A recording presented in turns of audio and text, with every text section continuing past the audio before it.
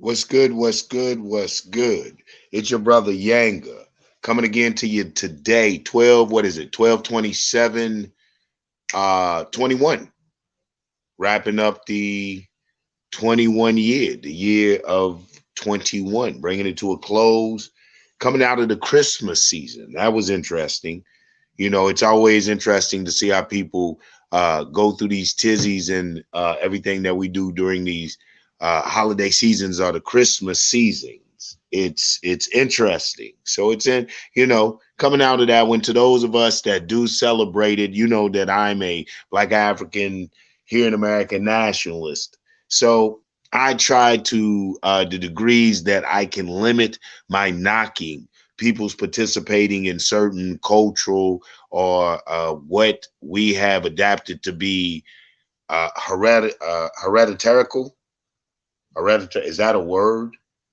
Can I say that? Or what we have brought into our understanding to be a part of our heritage. So I don't knock it. I try to not knock it as long as those things don't affect us or prevent us from progressive, purposeful, intentional, forward movement, progressiveness, like I said before. So with saying all of that, I'm saying, happy holidays, I guess, to you and yours. I hope that it was everything that you needed it to be. With that being said, moving on and continuing and going forward in the program, a lot of interesting things going on, man, just in our community and in our world. In these things that I'm coming to find out is called the YouTube streets. You know, uh, you know what? Let's go look. I'm coming to find that interesting. This thing that we're calling the YouTube streets. Hearing a lot of because I'm not familiar, man. I'm almost what they would call like a dinosaur when it comes to certain technology. I'm really not that hip to it. So to be introduced to what I'm being introduced, shouts out to the camp over at Nandy on Sister Nandy's page 3GP. You definitely need to check it out if you want that scholarship. If you coming for that to get them facts on certain issues, it's tough, yo. Uh, it's really all about what you can and what you cannot accept. But if you want, if that's where you headed, you trying to get that work. Let me come off the camera for a minute. That's where you want to be. That's the place to check out. All right. We're doing a lot of things here. Like I said, like you've heard me say, my disclaimer in previous shows that I am learning as I go. So bear with me. Your patience is greatly appreciated. Uh, let's talk about man. This. What's her name? Kimberly Porter. Let's talk about Kimberly Porter. Let's talk about the whole Dante Wright situation. That's crazy. But we find it, I mean, it shouldn't be surprising. I don't know. I need to really look up the intricacies of the case. I don't know all the working components, man. Shame on me for coming on here, bringing it up and not knowing every working component about it. But it is so just reminiscent of everything that has gone before it with police killing us. I mean, yeah, the details may be different, but the outcome is absolutely the same. I murder. I don't know. Should I applaud the judicial system for, well, we got a guilty plea, but I know the interworkings of that. I believe, if I'm not mistaken, and if you're on here, you can correct me. It was second degree manslaughter, something to that effect, which is cool. It's cool to get some type of conviction, but just really, I don't know. I don't know if, to me, the punishment fits the crime. Some people can say, "Oh, you're being punitive. You're being personal. You're taking it. Yeah. How do you not? You're being an emotionalist. Yeah, I have emotion attached to it. It's too regular. It's too frequent. It's too often. So of course I'm going to be emotional about it. However, when you look at it practically, why I don't think that the punishment is severe enough, because it doesn't act as a deterrent.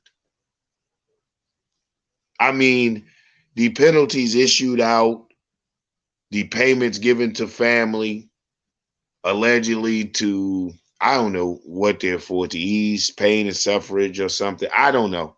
Wrongful death, definitely wrong. You know, this shows you, to me, it just shows you how the capitalist system works, that they feel like they can throw money at it. And there's nothing wrong. Some people say, oh, Yango, you say they shouldn't throw money at it. I need to do my research, but if I'm not mistaken, once the families take monies from it, they are no longer really able to speak specifically about that, something to this effect. So if that is the case, then it shows how capitalism works, that they will masquerade it, uh, money, are giving you money as a way that they are trying to ease your pain of suffrage, or what do they call it, restitution. They're trying to compensate maybe for what they're saying. Maybe this particular person would have contributed this much fiscally, economically to society had they been allowed to live. So they're worth this much. Maybe that's what they're saying. I don't know.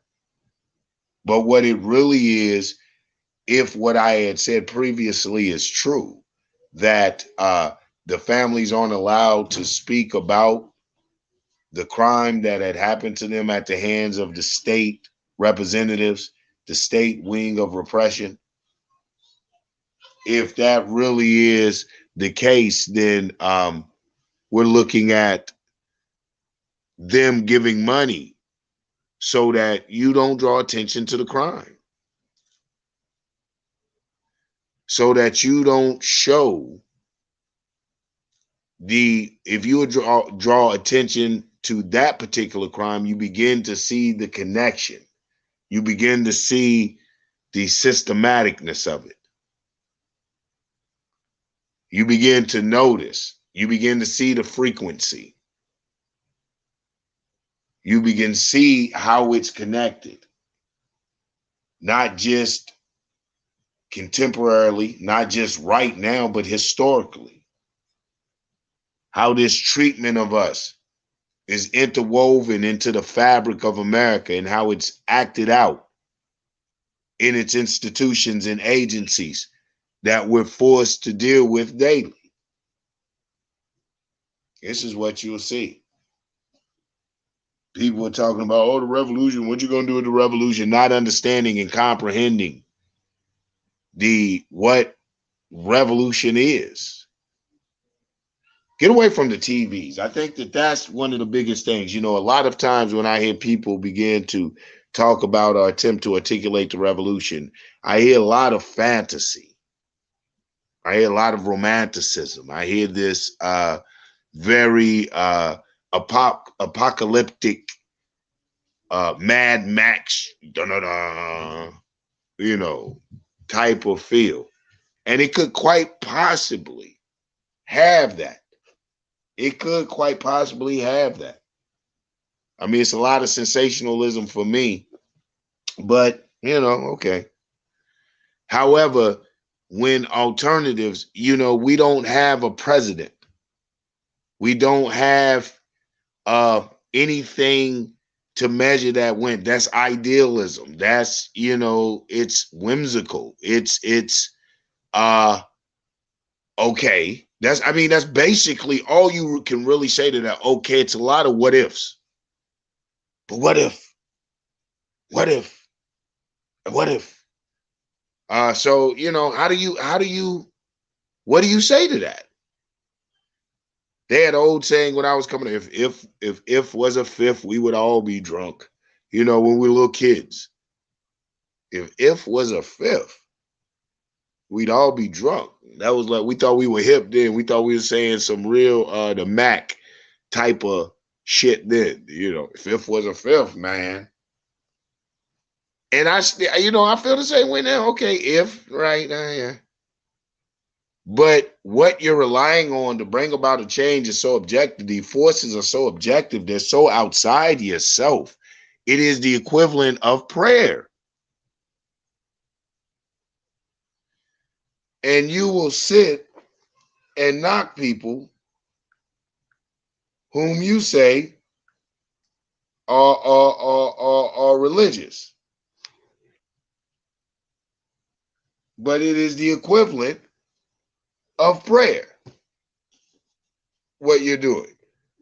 Hold on. Give me a moment.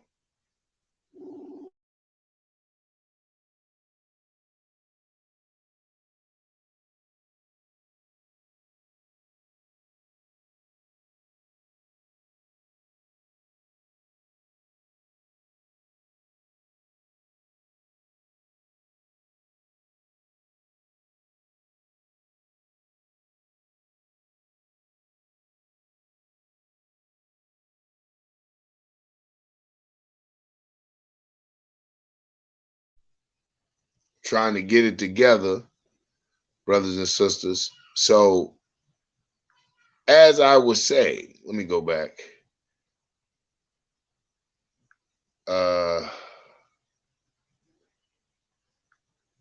Okay, let's go back. Let's get y'all bear with me for a minute.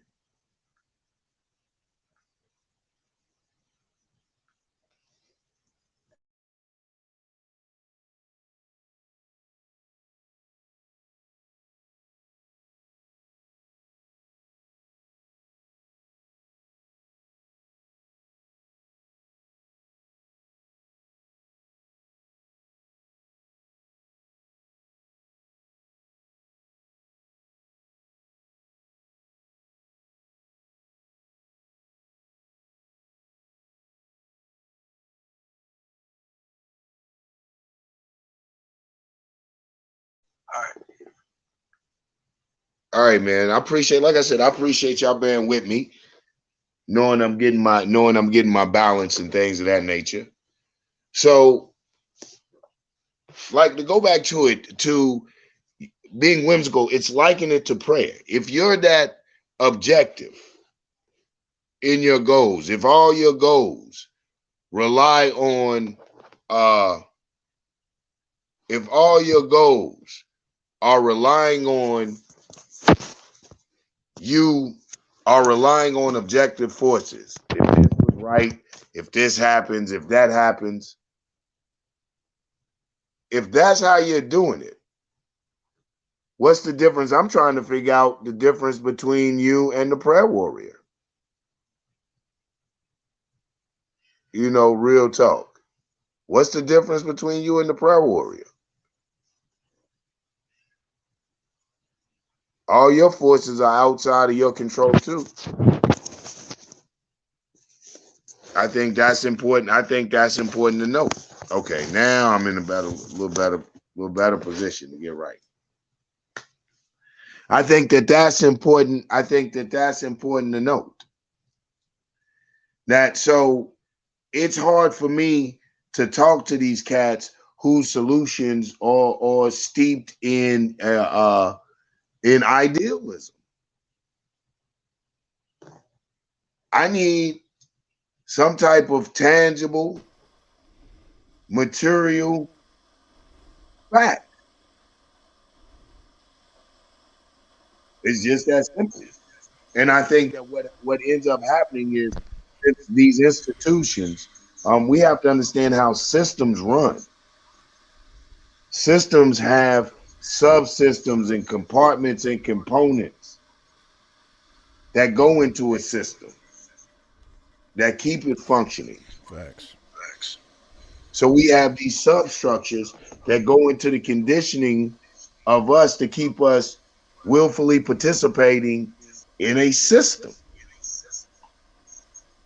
right? So with this so-called, or with not so-called, we actually see it with this willful participation, give that we're doing through indoctrination by the institutions, schools, just the various institutions that reinforce social or what they would call proper social interaction by fear penalty of death or jail, by the institution of policing and so on and so forth. So everything to get you to conform and comply to a certain behavior and thought pattern, it is hard to think outside of that. It almost give you cold sweats. You will get cold sweats trying to think outside of that. And so a lot of what we have is if you can't beat them, join them. And the people that possess the ability, the capability, the know-how, the knowledge, the political knowledge. Now, listen, I'm not one to profess that. I'm not saying I'm on here professing that I have this profound political knowledge that will lead us to some revolutionary freedom. I'm saying that I'm one of the people. In fact, I'm from the lumpen. You know, I'm from that class that what they probably at times would have called the undesirables. You know, now capitalism has made the undesirables famous. The things that y'all paying these people to say, young people to say and do, they would run us out of the village for doing. If we came in the village clowning and buffooning pants around our ass, hair looking like it's looking, smelling like a pound of marijuana, they'd run us out of the village. Come on, son. You know I'm telling the truth. For sure. If we came in there looking like a lot of these young people look, they would run us out of the village. Yep. Not knocking my young people, I'm just speaking facts. You know. So like, pull up your pants, mother joker. Pull your pants up. Pull them up. Right. You know. So I'm listening. So yeah, they would make a pull up if you couldn't just smell like anything, have a your mouth be any kind of way, talking any kind of way. Man, I ride the trains in Atlanta, and I'm shocked at the mouth of these young people. And it hurts your ego. Because I'm not one of them people that doesn't say anything. But how far am I going to take it is always the question. I'm like, yo, my man, you don't see, man, I'm just saying, Pie, we ain't talking about motherfucker don't need to listen then. God damn, they need to shut it, all that old stuff. I'm kind of done with it at that point. Yeah. Because if I'm not ready to shut his mouth physically, which could quite possibly lead to death for one of us, and it's not that I'm afraid of death, or afraid of going to jail. I just know you only got one shot, and do I want to waste it on a nigga? You know what I'm saying? As a revolutionary, do I want to waste it on a young black male on the train because it was ego driven and not a blow for the revolution? I know that we have to go back and analyze what in our cultural understanding has changed that allows or that has allowed this social interaction, this phenomena to take place in our young people, where this is even acceptable, where I can't even think deep down in me where I could have drummed up the gall, man, the fucking natural gall to be disrespectful to an old head, an elder, or OG, or somebody like that in my community. Where's that come from? Yeah, I don't even have the need. Never had the need.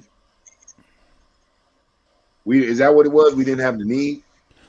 I mean, the drive, the need, I don't know where they muster that shit up from. It's kind of weird if you ask me. Shit. Yeah, and you know what, man? I think we had the social reinforcement too.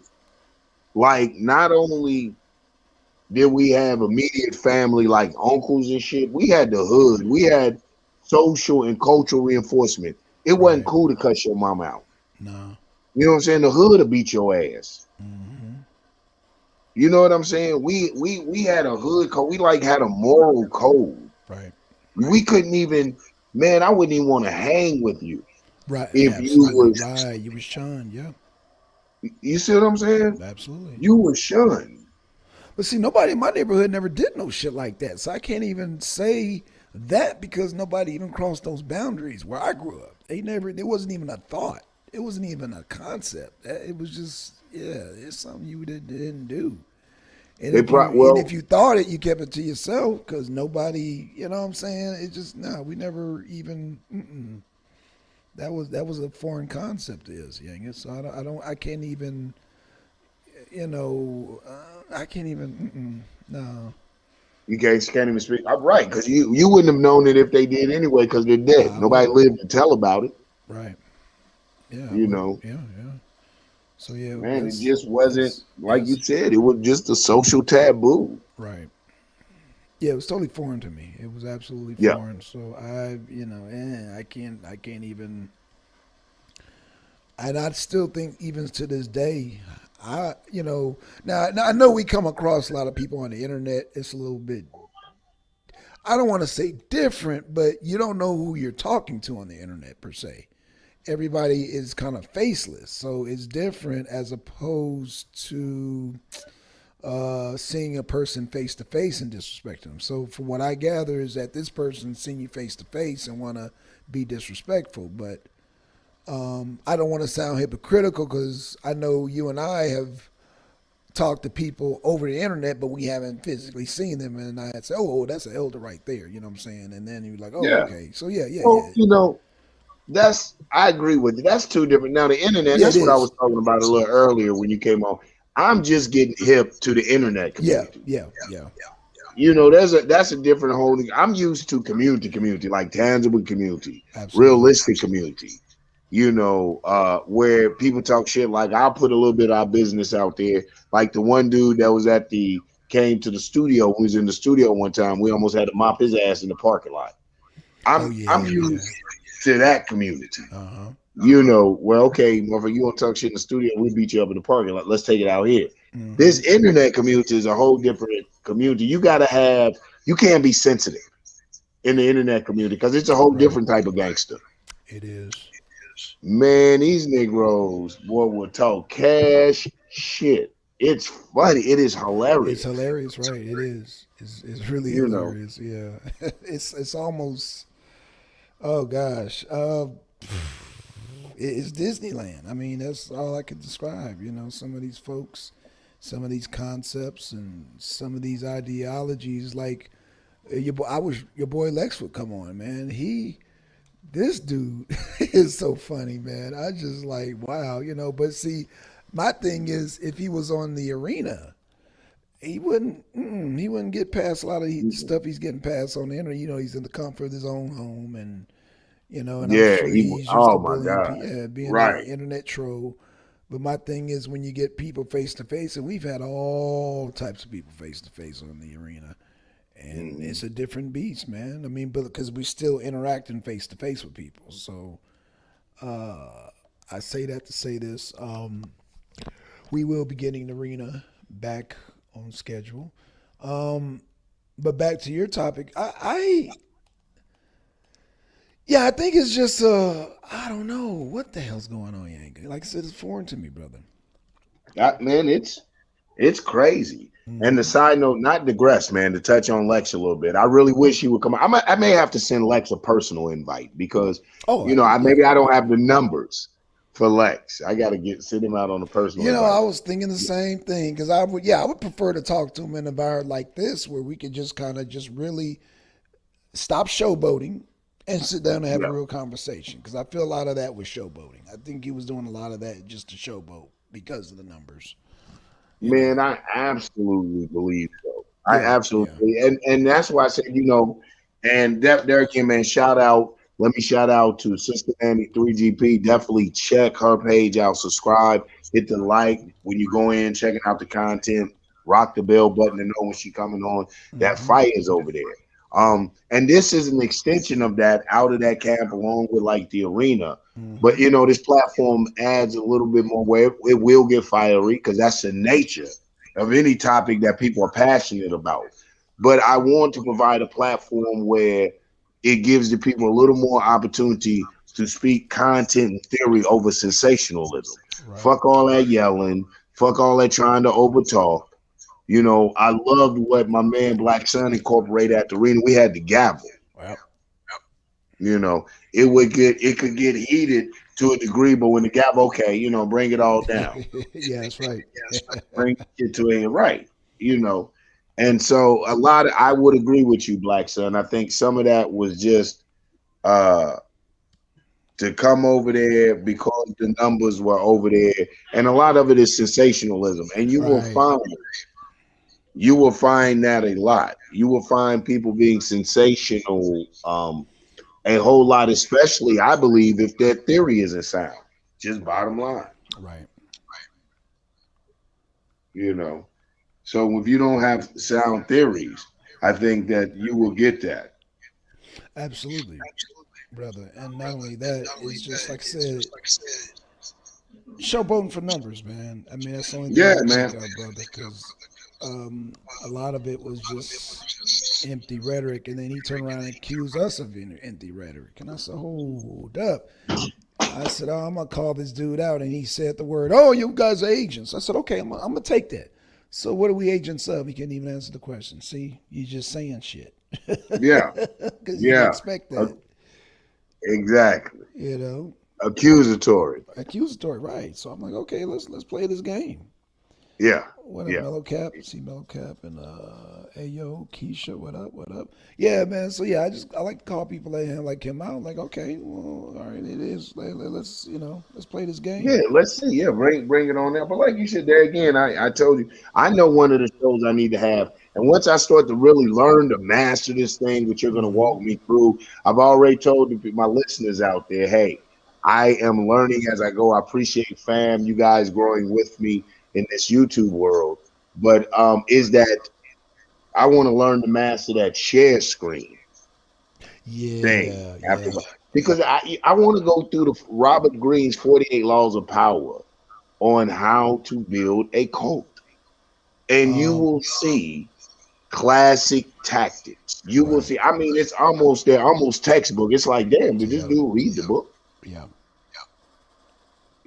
And you won't find, because at the end of the day, you want to look at, and this is why I'm always um advocating more of measurement against tangible products, Mm-hmm. meaning what is manifested. Like, you can tell me it's an apple all day, but if I bite it, smell it, taste it, touch it, and it's a lemon, then it's a lemon. I don't care what your mouth is trying to get me to believe. Every tangible sense, every sense I use that helps me to understand tangibility and things that are around me that are real is telling me it's something different. Right, So we have to be done with allowing people to make our reality. right. And I think that once we begin to weigh our own tangible reality, then we start to build the philosophies and the ideologies and the concepts that are good for us as a people, instead of this other way around. Right. This trying to get ourselves, we will get every book. Somebody write a book, anybody write a book, and we will try to fit, uh, you know, we'll try to fit us into those books. And I'm Mm-hmm. not even talking about contemporary books. I should have said historical books. Right. It's okay to see ourselves in those historical books, but to also be the evolution. So yeah, it's real in the field, man. Yeah, It's real in the absolutely. field. So Yeah. that goes back. What you think about? I was talking about earlier too. What's her name? Kimberly Porter, the police officer that was charged with killing Dante Rice.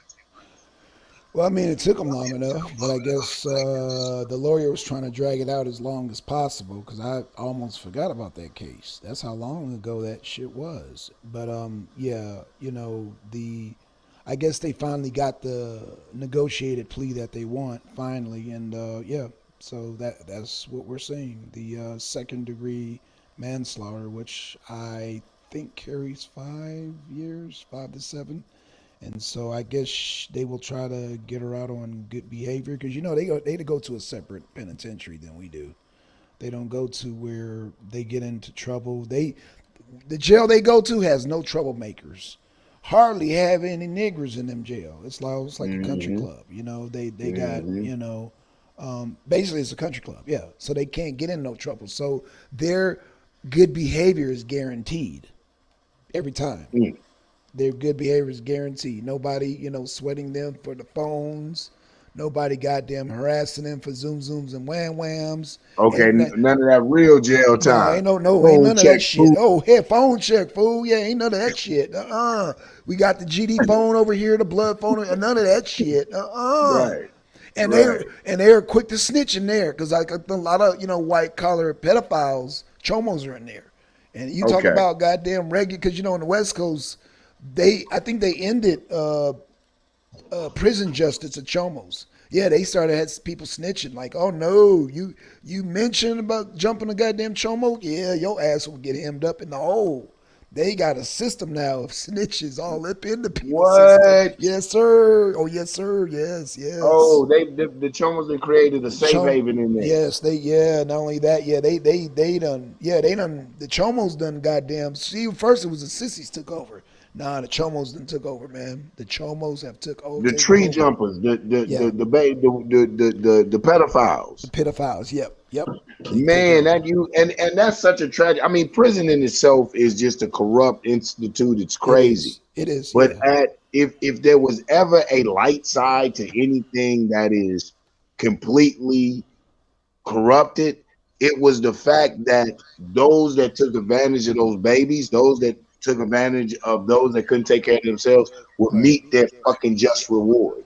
Those days over You with. would, you know what I'm saying? That Yeah. was like, yo, Yeah. That's over with. with certain things, there's punk ass crimes. Right. I know one Exactly. of the tactics I've noticed on social media is to um, go and dig up people's criminal records. Right. A Let me driver set the license. record straight from Real Nigga Central. Mm-hmm.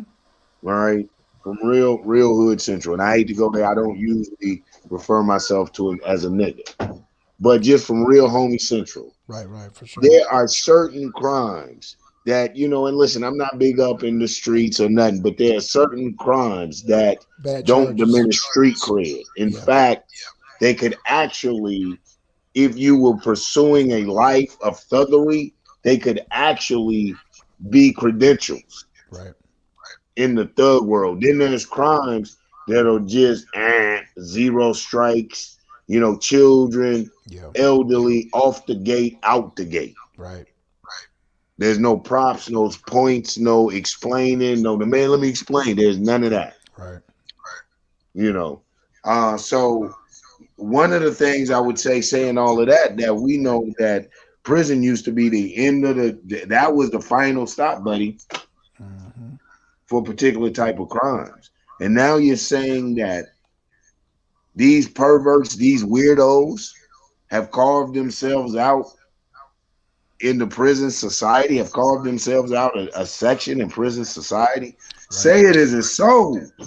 It is so. Well, it's like I said, Oh now my you got, God, like I man. said, that's why I know this.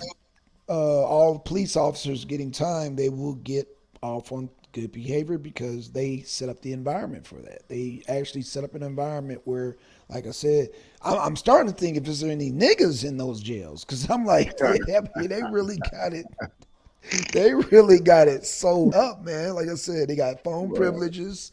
Ain't not well. I can say ain't none of that gang shit. None of the gang stuff going on. None of the Oh, tree you better striving. believe That it. ain't none of that, What man. are That's what are they? A lot of them ex-police officers or a lot of them something? ex-police officers, judges, white collar, people, that Yeah. committed crimes and they got their own separate penal system. They go in there and they got lounge chairs and shit. They got phones. They get good food. Or well, I want you have different tiers of prison food. So they would get like the I mean, they get like I said, there's no phone checks. There's no phone checks. There's Right. no Right. there's none of that Right. shit. Right. Their Um, rolls actually may have butter on them or something. You know what I'm saying? yeah. So Yeah, I got it. I got it. they I got definitely it. I got don't have to worry or stress or fight over the phone. Ain't nobody getting cracked over the head over a phone. it. That ain't it. That's non-existent. Yeah. So like I said, in that world where, and even some mob bosses go there. But like I listen, a lot of police officers, judges, they go to those penal facilities, and those facilities are most likely level ones, level twos, and they have like one strip of wire around the gate. That's it. And yeah, it's you might see an inmate walking around with his coffee and newspaper and shit. Yeah, yeah. Yeah, It's a yeah. place that they send them to say, technically, we have sent them to prison. Right, right, exactly. But you and I be like, this ain't this what is it, work release? What is this? Yeah, it's like it's oh gosh, it's not Right. the system that we know or we've known, or or the system that you Okay. see in the movies. Yeah, nothing like that at all. I heard he said the local kennel Hmm. has more barbed wire. Absolutely right, Right. right. I Yeah. got you. Hmm. I Hmm. got you. I got you. But I mean, and it doesn't surprise me. It's just funny. Right. It doesn't surprise me. There has always been differences. They will Hmm. always make distinctions, Yep. and like to go back to like you were saying, I think they said that I believe she took a plea. I don't believe she was Yeah, absolutely. found. Yeah, Did yeah. she took a plea? Yeah, I'm pretty sure she did. I mean, I don't know for sure, but I'm almost for certain they put a plea bargain on the table.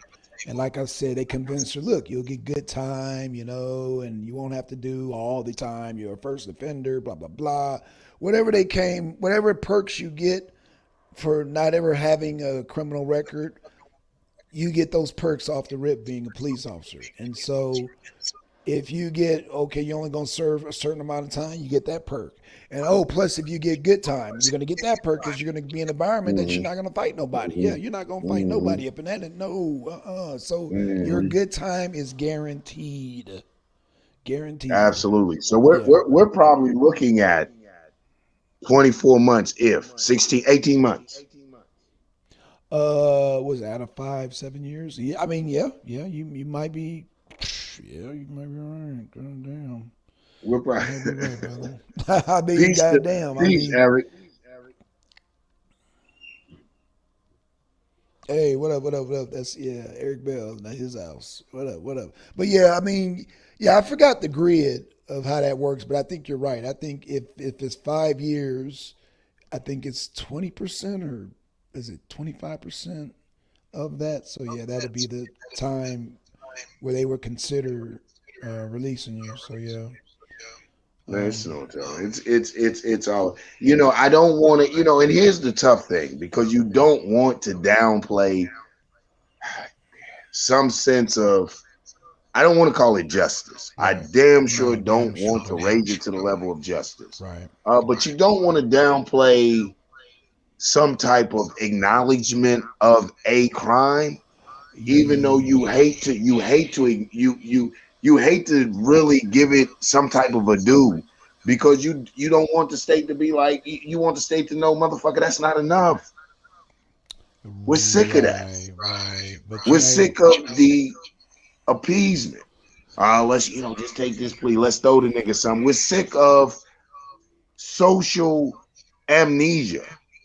but it's a double-edged sword though, Yanga, because if they stiffen their guidelines, then we would fall under that guideline too. Remember, there's always a cracker messing up shit. You know what I'm saying?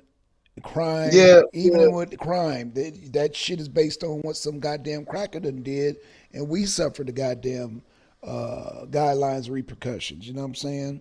Because we supposed to know better for some reason. You see what I'm saying? So I agree. So I say hold to the same standard. I think that police officers charged with a crime should even probably, I think some should be added on some type. I think it should be some type of bias, because they're covered with certain protections, afforded certain protections as Right. police officers. I think that should also translate into, if they're charged with crimes against the public, an extra whatever on the measuring meter. You know what I'm saying? There's no way a so-called trained police officer should get away with second-degree manslaughter on saying, Right. her excuse being, I'm mistaken my live small arms, you know what I'm saying, Yeah. for a taser. Yeah. The density, the field, all that is a taser. I'd have to measure. I mean, to even give her a plea, Right. I think it is a let off because I'd have wanted to call the people in there to measure the density. There's no, and you're supposed to be a trained official. I don't care how many times you use the flimsy excuse on camera when she is screaming, taser, Right. taser. Right. Yeah. I But believe no. that there's a hidden club in the police department amongst white supremacists to kill black people. I honestly do. Right. Right. Right. Right. But I mean, again, we're dealing with a double-edged sword, Kanga. So, I What do you mean, mean? do we take away? Okay, so you're saying, okay, let me get this straight. So you're saying there should be, so she shouldn't have a plea, any type of a right to plea, or a plea bargain, or a plea deal, or see that could No, be I'm not. No, I'm not saying that. I'm not saying that right now. Maybe you don't you take away her, so you take away her constitutional rights. I'm not arguing that now. okay. Okay, all right. What I am saying is that there should be a different standard when you take an oath to be a representative of the state, So the penal that shit, you yeah. should automatically be held to a different standard because you get the perks, motherfucker. You get free coffee at Quick Trip. Okay, I I mean, got what you're saying. I got you what see you're what I'm saying. saying? I You get do. the And I'm perks. not, in a sense, I'm not disagreeing with it either, but I'm just looking at the long term effect because, that old saying, if white man catch a cold, we get pneumonia. So that shit, I Absolutely. don't want that I shit to bite us back on the ass either. You know what I'm saying? I think that should be even if black people that work for state agencies Right. should be held. If you receive the perks of that, if you take it on, if you take an oath, if you're supposed to be a trained professional, you should be held. I think you should be held to a different standard, especially if you're facing criminal charges. I don't think second degree. What I'm saying is, yeah, allow her to a plea, but I don't think second degree manslaughter should have been one of them. Right, right. Hold on one second. Oh, shit.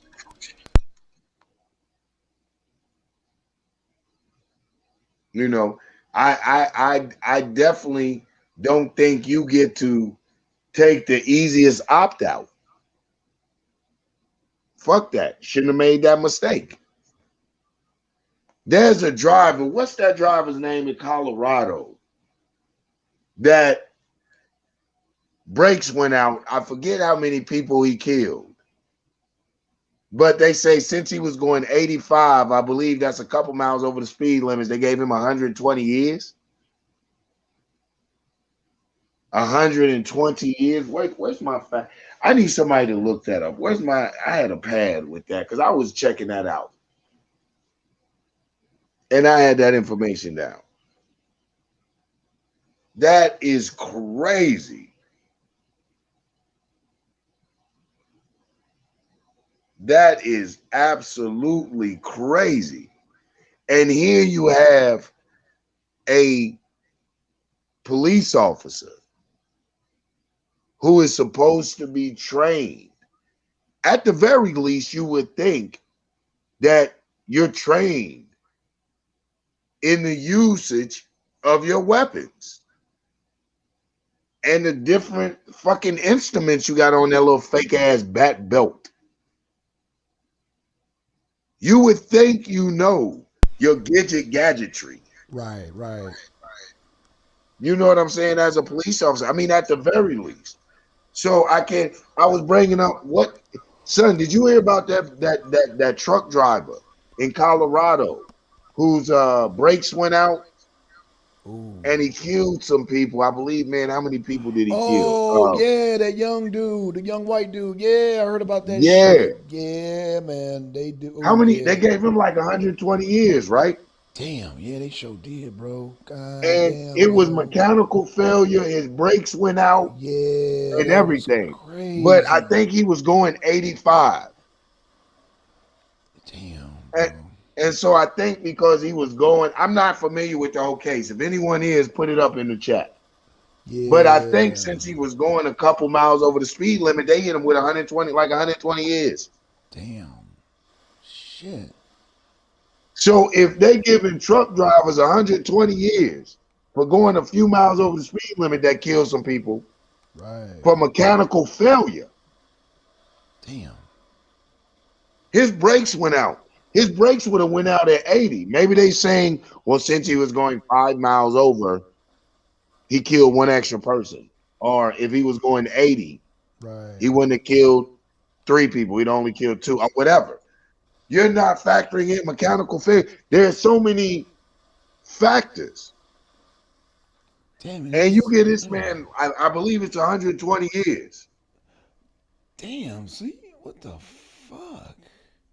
And That's here you crazy, got a bro. pig that said they had it's complete human error. 100% human error Damn. Yeah, on this crazy, police bro. officer's part. Yeah. That is fucking crazy. 100% human error. And she gets a plea Right. for second-degree manslaughter. That's what I'm talking about. Shit, that's crazy. What did he crank up a jury? What the fuck happened? I don't know. Somebody look that up. Yeah, man. Seduction. I'm waiting for you to come on. Maybe you can tell us about that. You're up in Colorado. Yeah, with the drama. Yeah, she'll definitely have the damn apps on that. God damn. That is fucking crazy. Because that is straight wild. Yeah, that's crazy. Oh, we got Nandi in the chat? Sister Nandi. Her voice was feeling raspy. Oh, Sister shit. Nandi. Yeah, Nandi's in the chat. Oh, shit. Yeah. Yeah. Yes, come on the panel, man. Shit. If she jumps on up here, Oh, I'm yeah, gonna yeah, she definitely gonna jump on. Hell yeah. Put out the whatchamacallit. But yeah, man, so that's what I'm talking about. Yeah, that yeah, I need to learn more about that case, man, because that's fucking extreme. I mean, yeah, true enough, you don't hear about, I guess, truck drivers having that type of shit. Hi, can you hear me? Hey, yeah, what's going on? What's up, dog? I can't hear nobody. Uh-oh. Can y'all hear me? Yeah. Yep. Dog, can you hear us? Maybe it's her. I don't know. Dog, can you? All right. Yeah, we hear. Can you hear me? Yeah. Oh, she's in one of those things. All right, I'm on my phone, so if you can hear me, I'm gonna pop out, pop right back in. I'll be right back. All right. Yeah, okay. I think her thing is shorting out. Yeah, I can already see. Yeah, she's on one of those phone thingies with the weak wires and shit. Yeah. But yeah, that's crazy, man. That's fucking crazy amount of time for that shit. Manga. Yeah, man. So that's crazy. So we have to, crazy. that's the whole shebang, man. I don't think, fuck that. How do you get to plead that? That's crazy. That's what I'm trying to figure out. I mean, you definitely don't pay out to that much fucking time unless I'm thinking he might have crunk up a jury, bro.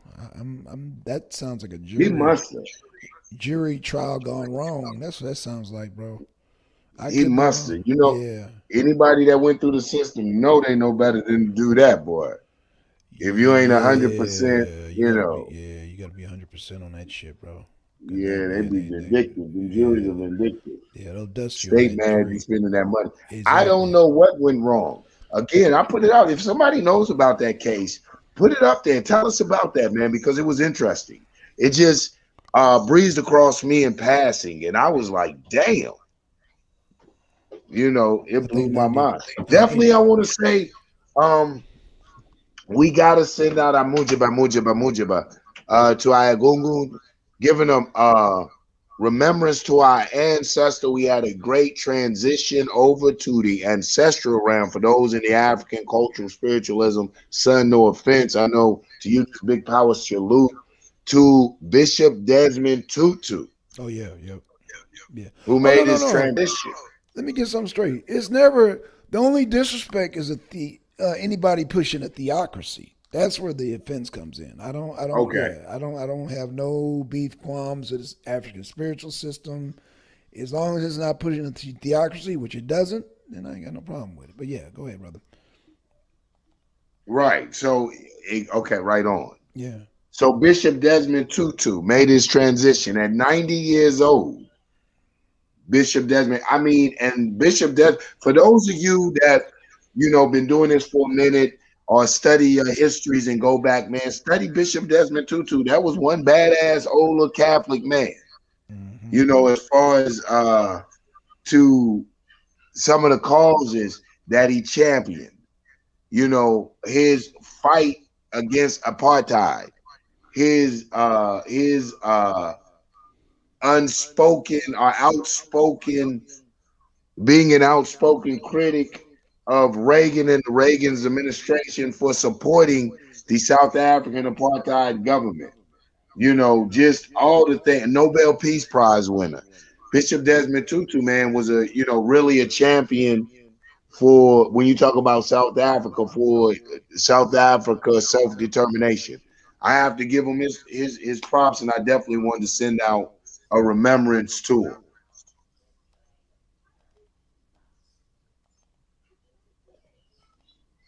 So yeah, you want to send out something on him? Say something about Bishop. Yeah, man. When you brought him up, man, I remember I was like, wow. Um, yeah, the brother put in a lot of work, man. He did a lot of work back in the '80s, man. I remember. Shit. I mean, yeah, he did so much work, bro. I don't even know where to start, man. That's how long it's been. Because I remember, yeah, all through the '80s, he was putting in work, bro. Yeah. Oh man, absolutely, man, absolutely. And Yeah. it's important, and it's important to know these people. One of the reasons that I brought them up, and even though a lot of people may not know about them, Hmm. is one of the things that I hope to begin to do is connect us to internationalism, to African Hmm. internationalism, Right. to expand past just our historical attachments to Africa by, which are needed, which are needed for people. People need to know their roots, need to know where they come from. Hmm. But I find a lot of our connection to Africa is through antiquity, through our ancient practices and our cultures and our traditions. And we're not hip to contemporary political African politics or international affairs as uh, being over here in America. Whether you're American or not, you're over here in America. And so the smoke of America, the stench of America begins to get in your clothes, and it saturates to the degree that if a blind man would just to take a whiff, they wouldn't be able to distinguish between black or white, Right. you know, not just in our cultural practices, but in our philosophical leanings. Hmm. We really have begun to bite into the hype.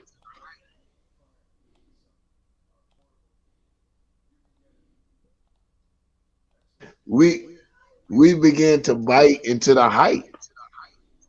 You know what I'm saying? So, understanding international affairs, political affairs of Africa, also our foreign policies help us when they come over here. Our brothers and sisters from the continent come over here to help us in our dialogue and our discourse because we begin to understand how they perceive us to a degree, Hmm. at Right. least in economically, culturally, which affects social interaction. Right. You know what I'm saying? It affects social interaction. Believe me, every people have almost their nigger class. Imperialism sets up a caste system. It sets up a classist system.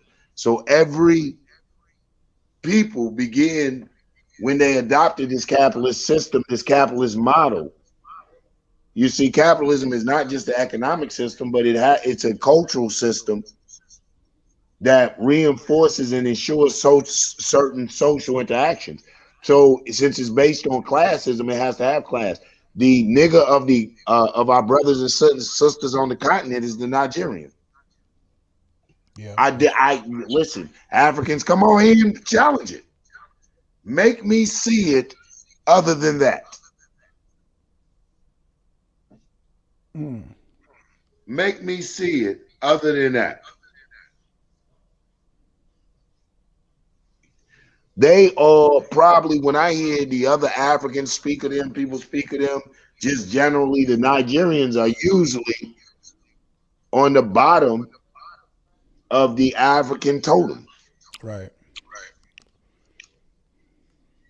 But when you look globally, internationally, they attempt to put the black African here in America on the bottom of the totem.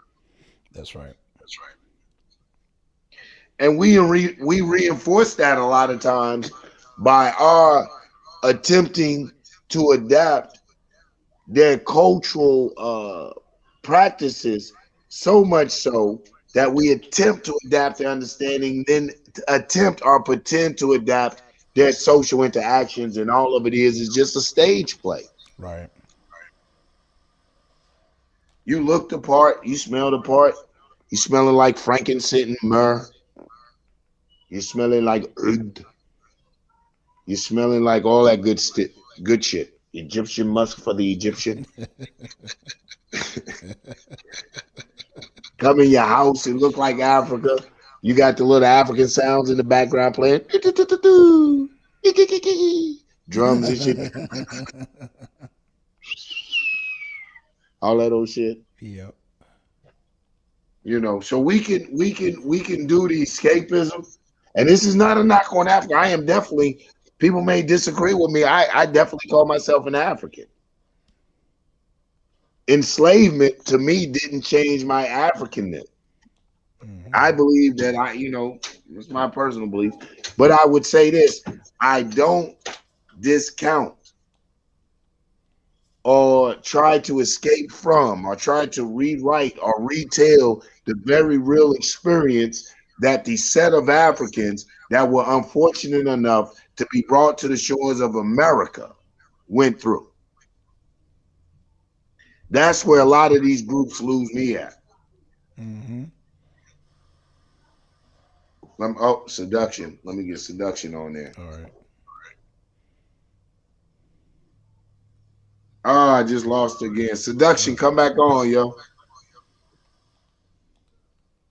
So that's where we get, to me, this rewriting this facing our real experience. And the experience changes as we change and evolve. The experience changes and evolve, and the system must change and evolve to embrace and contain the experience. They don't want the experience to explode. They don't want the black experience to explode over.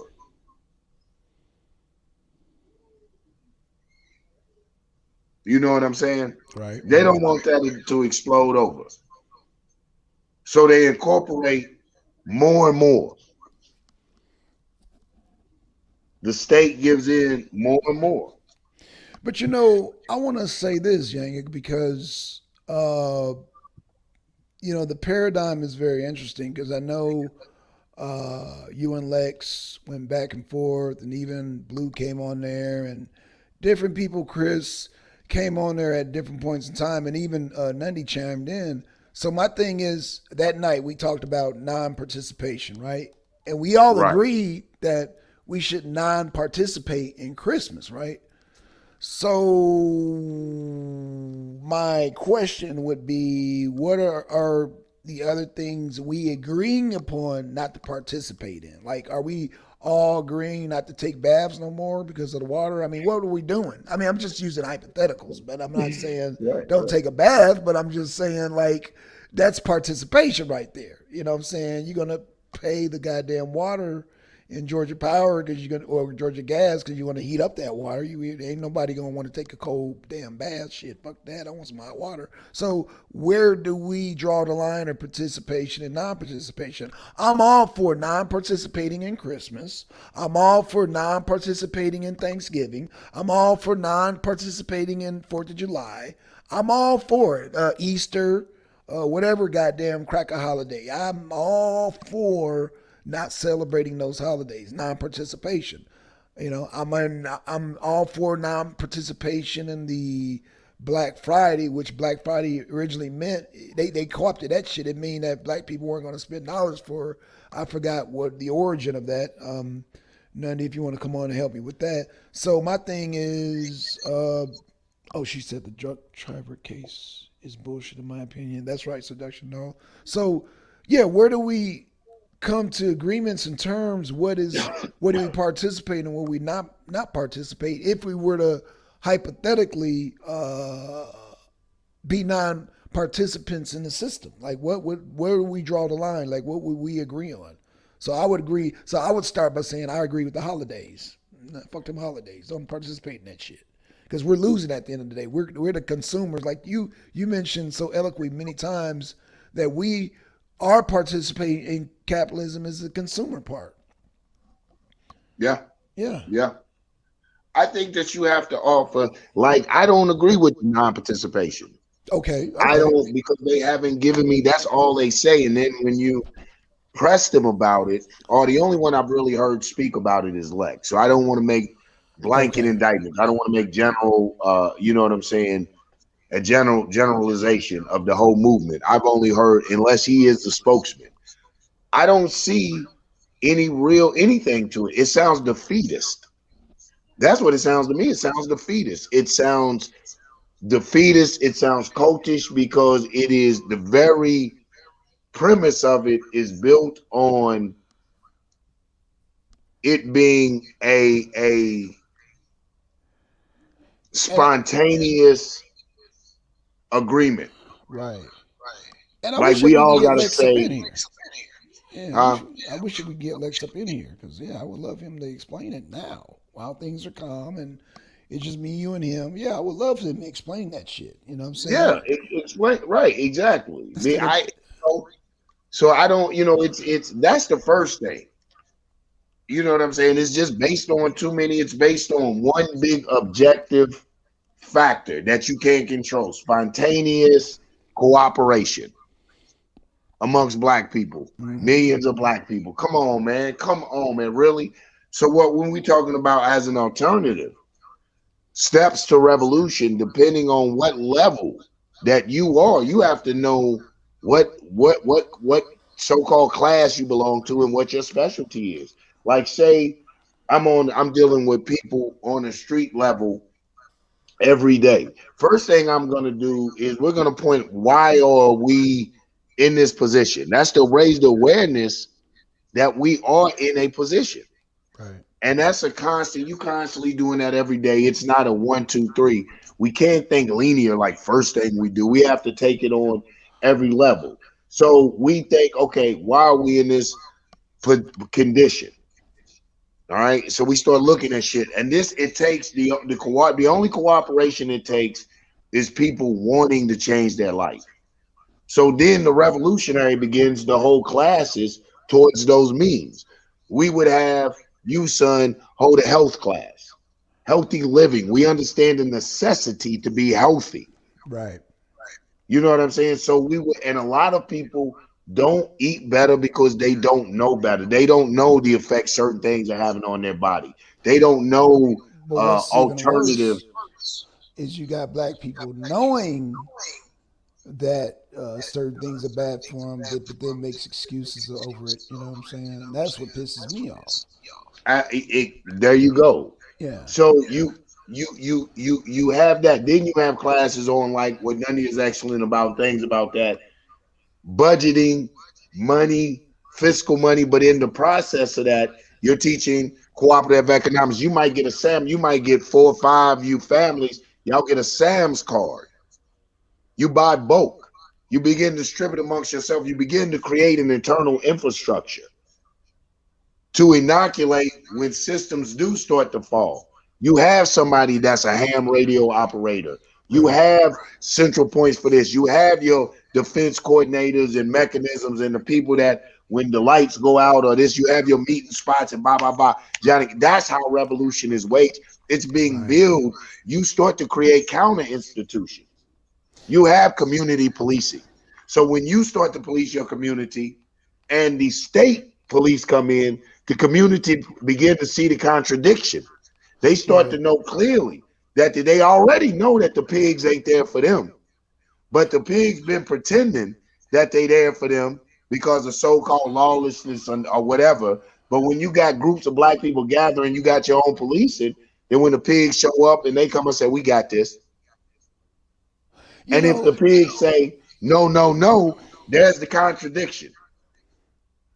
That's right, when, right, and then right. it's like in the movie of Malcolm X. These are shit. My people are disciplined people. That rabble that you're Hmm. seeing there, that's your problem. That's your burden. The people getting upset that you coming, interrupting their time. They telling you that we got it under control. The Panthers or whatever group are here securing us. We fine, and y'all still here fucking with us. Is the Right. contradiction? Well, you were the final straw that broke the camel on Anon's back. Let me just say this, brother, because me and Nandi, we already, I think, because now we're talking post-revolutionary. Because, no doubt, I think from your discussion, I think Anon clearly understands revolution. However, what Anon don't understand and what AZ's had to go through on Nundy show the other day is that these guys are foot soldiers. There's pawns. Like I say, the higher ups are aware of the theocracy and they don't teach the lower downs. Let me ask you, Yanga, do they teach in Islam about the theocracy? Or did you have to learn that on your own being a revolutionary black nationalist? Yeah, I had to. That was something that I had to learn on my own. Okay, so with that being said, when me and Nundy came to the scene on the debate league and we mentioned theocracy, a lot of people was like, what is that? Theocracy, theocracy. And so I think Anon, he's a good leader. He began to listen. And then when you finally came along, it was just the final straw. And I don't even know if that you're aware, you're the reason why Anon quit the league, bro. You're I the don't know reason about why. all that. Well, that's what I'm just trying to put the pieces together. If it's if is a fifth, everybody be drunk. If he really leaves the league and if he really had a fallout. Now I'm like you, I'm skeptical too. However, if he really fell out with goddamn is because he understands the revolutionary plight, he understands post-revolutionary, and he understands now one thing I will say, Yanga, I've heard uh, Anon disavow people like Battle Axe and Akmalak when they came like really, really extreme and shit. And what the thing is Judge Yara is just as extreme as they are. So I think there might have been some conflict there. There might have been some seeds planted there, but I think he understands post-revolutionary and it can't involve no theocracy. I think he understands that. But I could be stretching. Bro. Yeah, I don't know, but I know the thing I do know that you're absolutely right about is that it cannot be a theocracy. Right. Absolutely. And I I don't think know I actually think Anon the internal understands that too. politics of it all, but I know it can't be a theocracy. Right. And I think he's understanding that. I mean I know I'm stretching, but I think he clearly understands that. And I think him and Yara, because Yara is a pawn himself, they I think maybe it came up, a theocratic rule came up, and because people like Aziz and Anon, they really don't know what a theocracy is. And like I said, Anon is a good listener. Once you put it in perspective, he's like, oh, wait a minute. Is that what a post-revolutionary looks like? So something like Saudi Arabia. Oh, wait a minute. So, and like the sister poetic empress, she lives in Saudi Arabia. She said a lot of black people would not like a theocracy. That is the truest thing she's ever said. And she's a black African She's black like we are, and she is living there. And she, based on talking to us, because I already know this because my sister stays in Qatar, that black people would not like a theocracy. No, they wouldn't.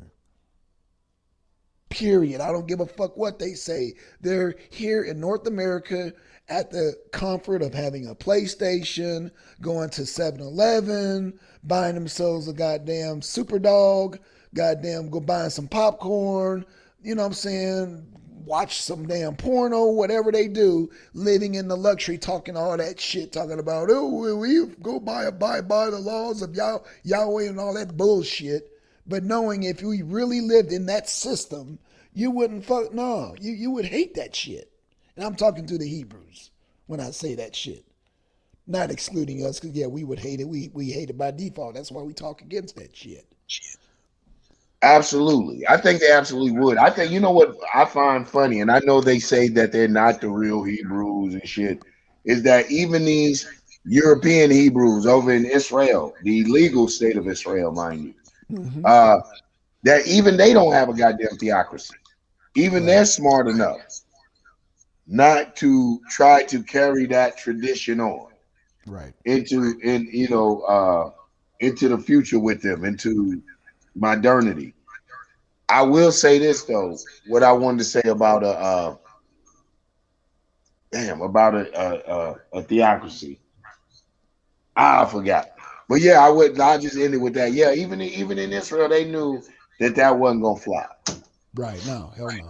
No, Yeah, because yeah, it's that's just outdated. not Number some. one. Yeah, it's That's just outdated. not. It's just not feasible. It's outdated and it's never worked. I mean, what more do you want? It's outdated. It's never worked. Those two recipes right there. You're right. It's Oh, I outdated. know what I was gonna say. I Okay. think it's the Sudan, maybe in the 70s, Uh huh. when their Islamic regime took over and they began to implement a democracy.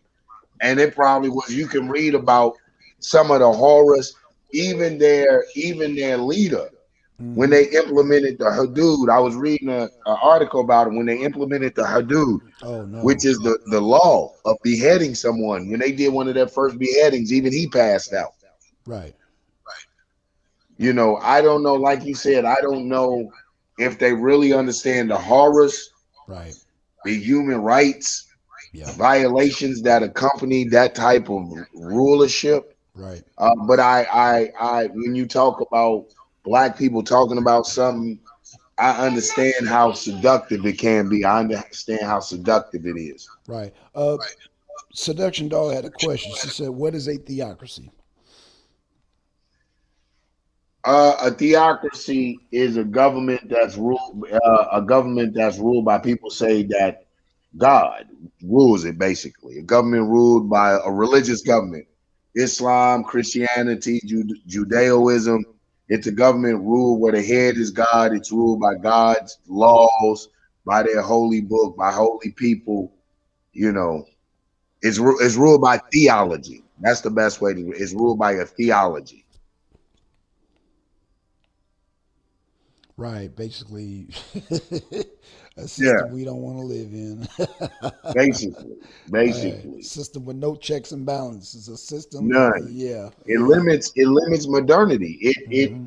because you're trying to live according to a textbook. I Right. mean, a history scripture, Yeah.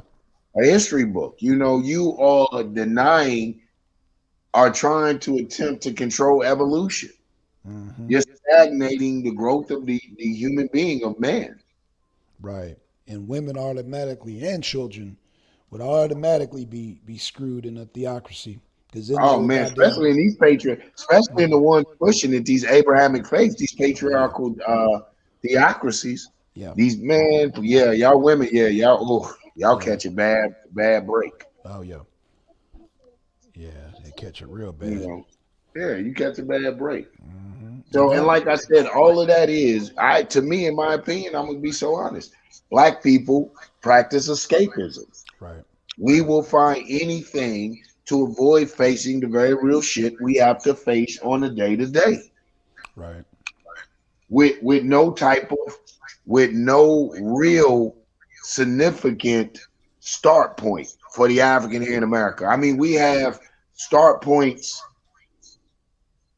in history, we can go to, and this is what you see people doing. Some think they're Hebrew, some Kemetic. We're going to this, we're going to that, because this so-called slave trade, those years of just our culture being stripped from us completely, left such a void. It left such a blank part in our development that what we go to for a cornerstone or for a foundation, a lot of times, as it comes to us today, leaves shit to be desired. It doesn't address, it doesn't help us address very real issues. Right. You know, like I hear the Hebrews say, you know, when it comes to an issue, they basically say, and I understand it, when I was deep into Islam, I actually, listen, I know I'm all over the place. Let me tell you a true story. All right. I'm living upstate New York. I done moved upstate. I'm in the Islamic community. And I'm on the campus. I lived in Binghamton. I'm on SUNY University. Those are my upstate shout out to upstate New York. Living on, so we're on the campus of SUNY University. I used to be what they call a da'i. I used to be one that went out and propagated Islam. That's how I was up in New York. I would travel and go, you name it. And I was calling to, it's called giving dawah. I would call to God. I would call to Islam. And I was up there, and we was up there with the Palestinian students. Now, I later feel bad about this statement I made out of zealous ignorance. So they telling us about the condition that they're living under, the very real conditions that they're living under these fanatic Zionist Israelites, or Israel, the state of Israel, and how they're dying and the babies are dying. You know what I turned around and told that man? What'd you tell him? I told him, if you guys would pray to Allah more sincerely, Allah would not put you in. Yeah. Yeah. Oh, you came with some real nigga shit. Real nigga shit. I hate to say it, bro. Well, no, you know what? I came with some real bitch shit. I'm gonna get a Palestinian props. He came harder than I did. Right. He came with some nigga shit. He looked at his boys and said, "Is this nigga serious?" Oh shit. Okay, he came with the nigga shit. Okay. He came with the nigga shit. I came with the Allah. If you pray to Allah. So it's this type of thinking. This is what a lot of those Hebrew Israelites remind me of. Right, absolutely. When they're faced with the very real issues that plague us today as a community. I heard one of them, I don't know which one it was, man. He was constantly hollering about, no, it was Battle Axe. Constantly hollering about, yeah, but if we didn't do this sin, or what if we prayed this way, or what if we all held the Sabbath? What if a lot of objective for that is not revolutionary, it's idealism. Right. The revolution is progressive, proactive. What actions can I take that will bring about a tangible change, a physical, material change in my environment? But see, that's why Blue said it's Uncle Tomism at its finest, because there is no revolution in the Hebrew Israelite doctrine. Nah, man, it's the damn abide by. First of all, it's the abide by the laws and statutes of the Most High. Laws and statutes of the Most High written by the white man. So where are we having this revolution again? Okay. What's up? Shouts out, Crystal. What's going on? Exactly. They say what? Now, wasn't you asking where we're having the revolution? No, I was just saying that it's not revolutionary. Revolutionary. Are you talking to me or you? Yeah. No, yeah, I was talking to you. You were saying, making a point. I missed the last point. Oh, no, I was just saying that the Bible is anti-revolutionary. And I know people that disagree with that, but no, the white is written by the white man. If it's in English, it's the white man's language. So where is the revolutionary? Trust me, if there was anything that went against King James, he would goddamn excommunicate that shit out while he was goddamn making his version. So no, come on, miss me with that shit. Right. Right. The moment of the Bible being revolutionary, the Bible was co-opted. Right. Like everything, everything else that the ruling class will do, they will co-opt the means of revolution. To me, I'm gonna be honest, the Black Lives Matter movement was a co-op Oh, absolutely. was to take revolutionary fervor and energy and redirect it. Right. So that's how they did with the Bible. You look at the Bible during the original Martin Luther, the Protestant was very revolutionary. He was protesting the Yeah. church, the Catholic Church. Absolutely. You know what I'm saying? So when the Christians in the beginning was a very revolutionary concept as opposed to Orthodox Judaism. Mm-hmm. And like the state will always do, the ruling class will always do, to to quail the people, to take the fire out of the people, to ensure compliance of the people, they will co-opt the people's belief. The Black Panther Party was feeding the people, had the people on some black power, free Huey. Then the state took it and co-opted and had us standing up. Oh, say, can you see? You see what I'm saying? The Right. state will always co-opt the instruments and tools of revolution. It is up to the revolutionary to first of all to fight those people who would concede. This is one of the things. Big shout out again to Nundy. Check out the page, subscribe and like, hit the bell. Nundy Absolutely. 3GP.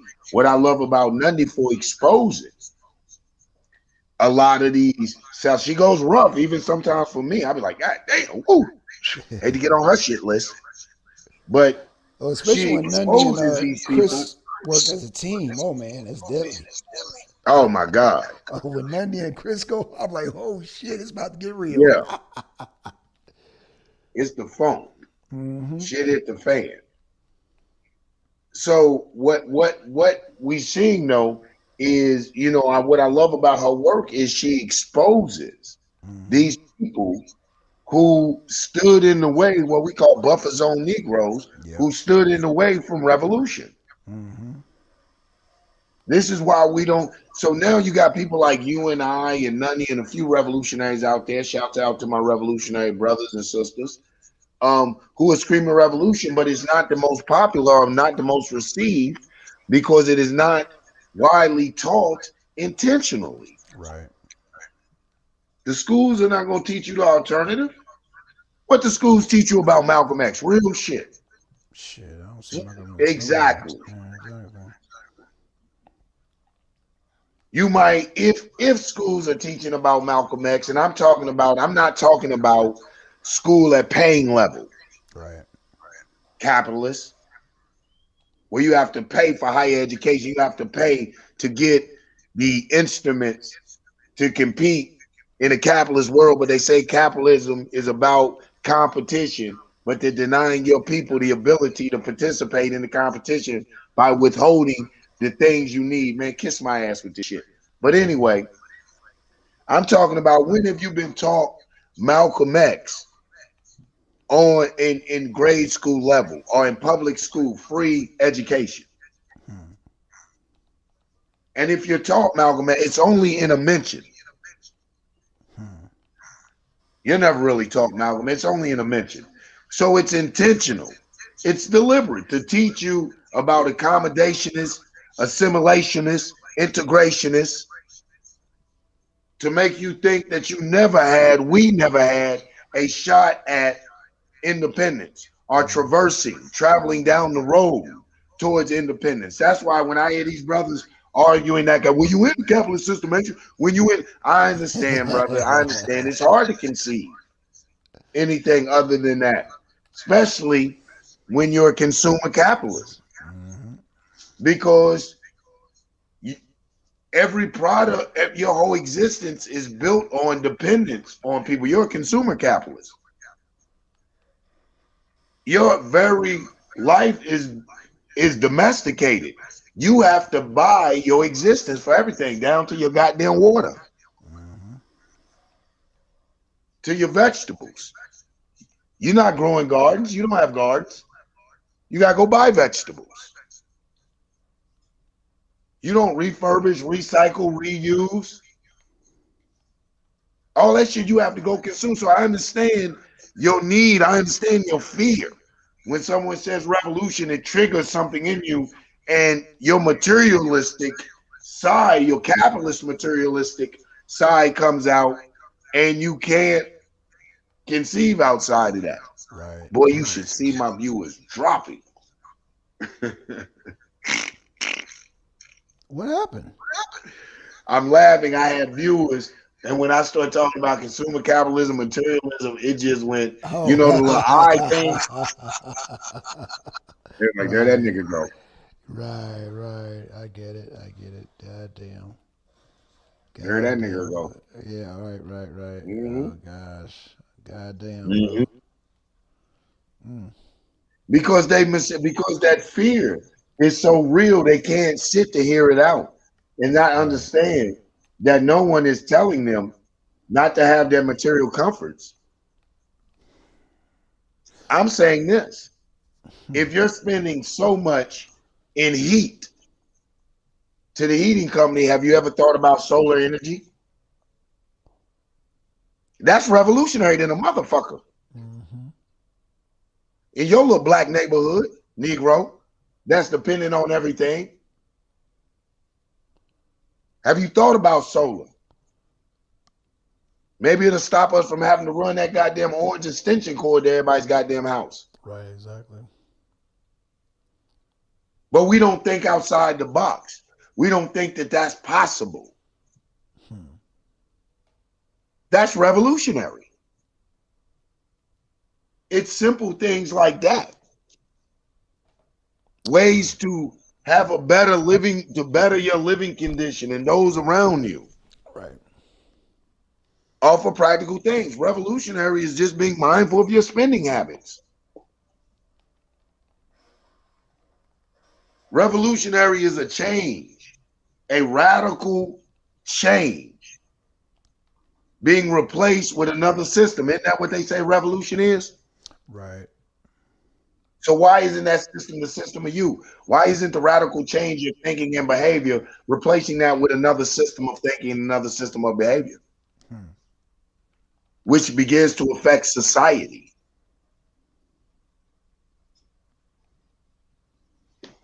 Yeah, Can you dig it, Chris? I think YouTube shadow banning you because I know all these people that just left are regulars.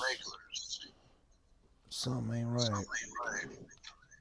It's down to 2 people watching. That means it's just me and you. That means Yeah, Corso left. So yeah, that's YouTube. That's the algorithms doing that fuck shit, bro.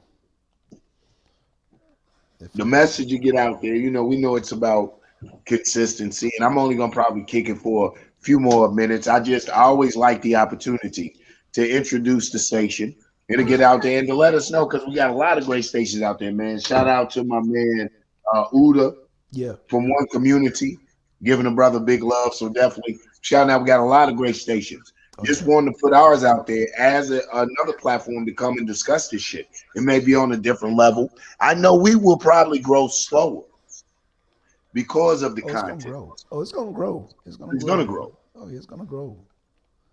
Because this content, I mean, this is like shit, baby arena, man. You more than welcome to come on in, but you gotta have some motherfucking substance. I can dig it. You know, you're not dealing with shit. This is Yang and Son. Yeah. You're gonna have to have some substance. Absolutely. And a lot of these cats can't bring it. Yeah, man. Yeah, I definitely want to get into the crack at Lex. It's so funny. Man, I know. I got. Like I said, I'm gonna have to reach out to Lex, send Lex a personal invite. Right. Absolutely.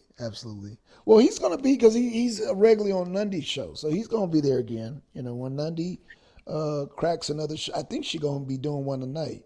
He gonna be there. No, I think there's a debate tonight. That's why I'm ending up winding. Oh, okay. That's probably what it is. Okay, that makes sense. Okay. Yeah, pre-debate. That's why I just jump out here, man, warm it up. You know, give them a feel of what it's doing. That's why I said I'm gonna end up wrapping it up. No problem. You know, I know the debate's probably about 9. And so, you know, just get a chance to come out, just rap to everybody, man, have you on. I appreciate you coming out. Oh, yeah, brother. Jumping on with me, brother. You know I love it, bro. Yeah, absolutely. So with that said, yeah, shit, we did an hour 30, going on an hour 30 minutes, man. Yeah, that's hell of enough for a great show. Great topics. I want to shout out to everybody that popped in. Man, just be looking for me. Hit the subscribe, the like, check me out when the bell goes off. You'll hear me on Nundy, the arena, some more people I'm being introduced to. Big shouts out to all of them. So just check me out, man. And to them, man, all powers to oppressed people, African power to an African people, and black power. Black Power, brother. See you in a little bit. See you in a little bit, son. All right. Peace. Peace.